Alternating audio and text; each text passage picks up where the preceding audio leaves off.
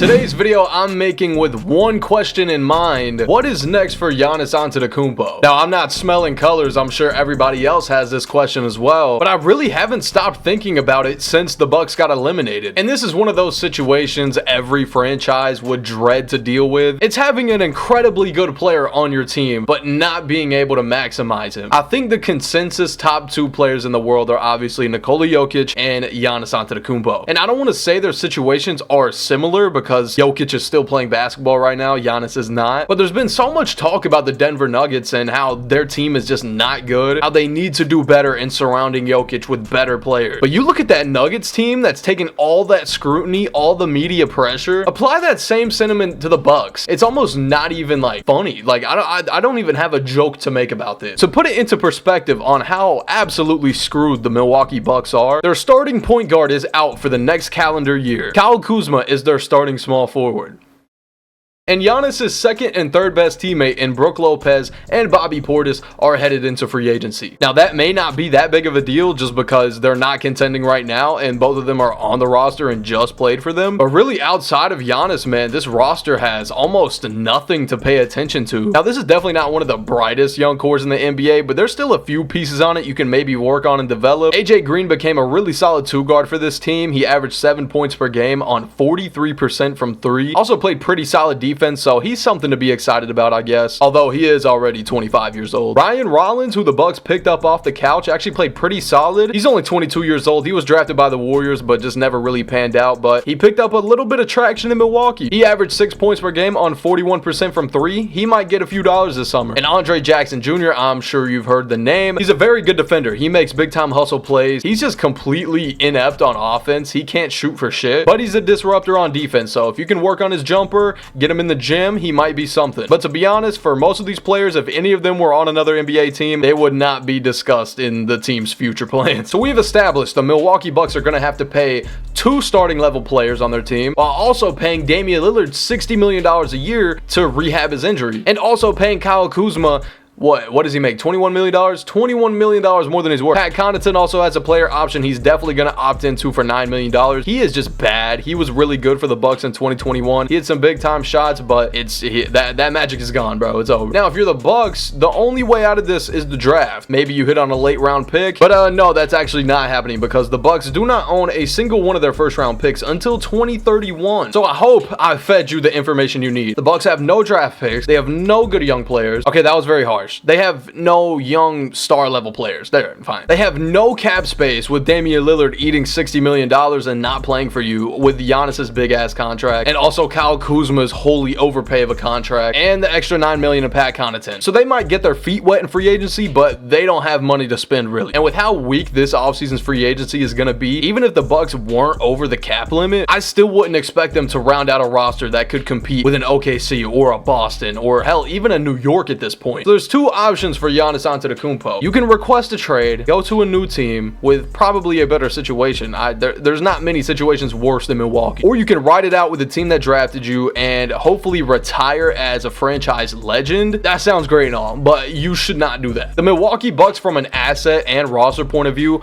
are fucked. Giannis should not trust his front office and he should not trust his team. It's genuinely disrespectful watching one of the best players in the world go out in round one every single year. Here's my list of teams that I believe should go after Giannis Antetokounmpo and would be a seamless fit and could contend now. The Spurs, the Rockets, the Hawks, the Thunder, and the Pistons should be all in for Giannis trades right now. Now I'm gonna just go over these teams and explain how they could trade for Giannis. The Spurs have a plethora of first round picks at their disposal, with a star level young point guard in Stephon Castle, along with Jeremy Sohan and Devin Vassell. These are very good young players. I think they could put a very intriguing Giannis trade together, and I assume the Spurs are probably going to be one of the top three favorites to land him. They're definitely going to be in the sweepstakes, as they should. A Giannis and Victor Wembanyama duo, along with De'Aaron Fox, might literally ruin the NBA. Yeah, the Spurs have the pieces, and I honestly think they should go after it. I mean, why not? That would be one of the most insane NBA duos in history. The Atlanta Hawks. Now, my only disdain for this trade idea is just the fact that we watched Damian Lillard and Giannis play together, and they didn't really fit. It wasn't as seamless as we thought it was going to be. We thought, hey, Dame can pull it from half court and Giannis can dominate the paint. This is going to be perfect.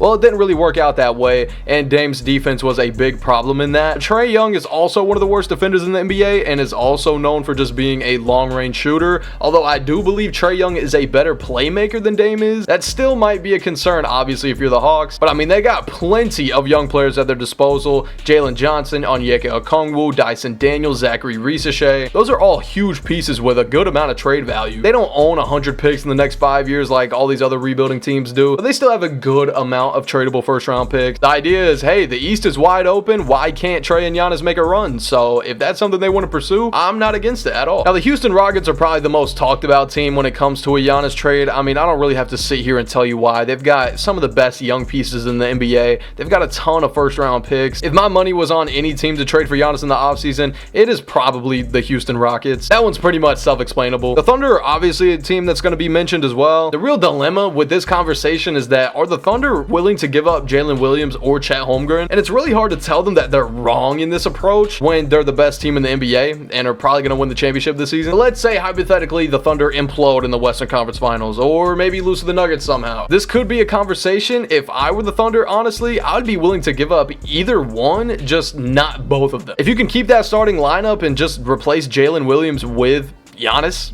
I mean, what are we talking about right now? But yeah, that one's 50-50. We have no idea if the Thunder are willing to do that or if the Bucks would even demand that. But yeah, the Thunder are definitely in the conversation, 100%. And my last wild card team is actually the Detroit Pistons. We all just watched the Detroit Pistons put up a 6-game fight against the New York Knicks. It was lovely television. And they were probably the best story in the NBA this season. They defied all expectations and made the playoffs as the 6th seed. But the reality is the East is going to get a lot better in this next upcoming season. And I don't know if the Pistons can afford to make no improvements or just bring back all their guys and run it back. I think they need something new. They need a secondary creator. They need somebody that can handle the ball, and they need somebody who you can genuinely count on as the second option or maybe even first option. Cade can't do it by himself, and if Giannis isn't one of the best, probably hypothetical partners for Cade, then I don't know who is. That would instantly become one of my favorite duos of all time. The Pistons have plenty of young players, guys like Ron Holland, Jalen Duren, Isaiah Stewart, Jaden Ivey, Asar Thompson. If he's not untouchable, they don't own a ton of first-round picks, but they own all of theirs going forward, which is huge. So I think they definitely could put together an intriguing trade package, to say the least. And I would be on it if I'm the Pistons. I mean, why not? Pretty much any team in the NBA, honestly. This is a no-debate top 3 player in the world, still in his prime. All I know is if the Bucks do this right, they can get an absolute haul for Giannis. But yeah, pretty much my stance is the Bucks are fucked, and there are a few teams that I would like to see Giannis on, and I think that make real sense. Whether he decides to leave Milwaukee or not, that's just something we're gonna have to wait and see. But I think the Giannis era in Milwaukee is probably it's over. I think it's over. It's got to be over. But thank you for watching the video. If you guys did enjoy, make sure to hit the like button and subscribe. Let me know what you guys think happens in the offseason if there's a Giannis sweepstakes. But until then, I'm out. Deuces.